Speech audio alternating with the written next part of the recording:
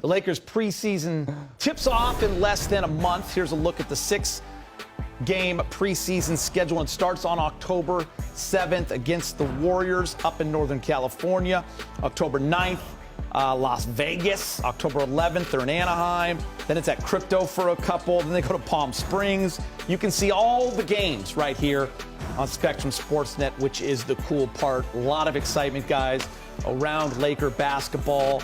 October 2nd will be Media Day, and I think a lot of people take the low-hanging fruit, right? We love the big stories and the big themes. What about the underrated storylines heading into training camp? For you, Brez, we're going to go 2. Give me 1. Yeah, you know, my under-the-radar storyline is going to be, do the Lakers have the best reserves in the West? Maybe the entire NBA, but for now, we'll stick with the West. I mean, I just love what they've done. First of all, you pick up a guy like Gabe Vincent.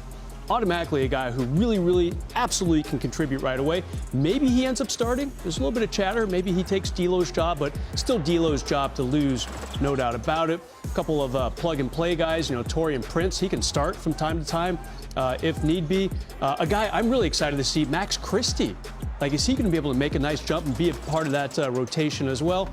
I'm going to say yes, because he was so good in Summer League going into his sophomore season here at the Lakers.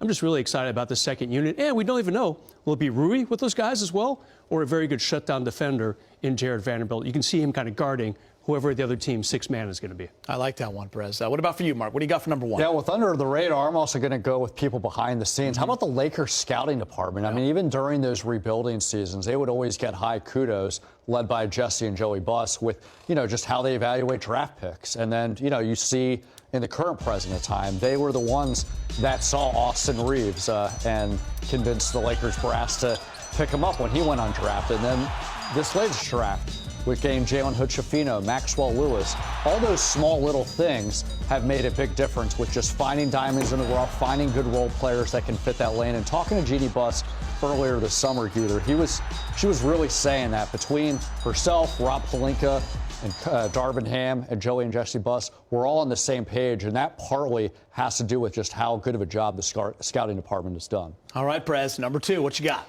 Number 2, it's not like this is it for the Lakers or anything like that. It's not a make or break year, but a couple key players will be potentially in the last years of their contracts. Obviously, D'Lo, he signed a 2-year deal to stay with the Lakers. Only one of those years is guaranteed. The second one is a player option. If he plays well, he might go elsewhere. And this guy, LeBron James. Actually, he's got this year guaranteed, and then the next year, his option. It's about $50 million. That's a lot of money.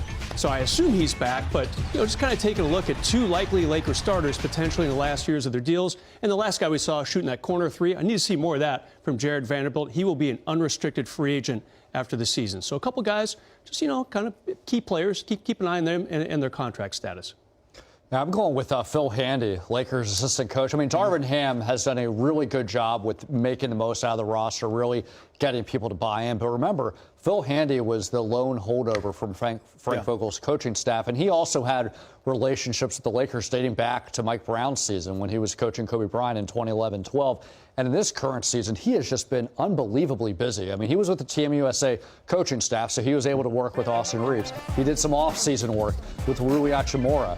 LeBron James knows it well. He's done some off-season work. And so when you look at individual development and the growth that players take, whether they're star players or role players, you know, Phil Handy certainly has a role in that.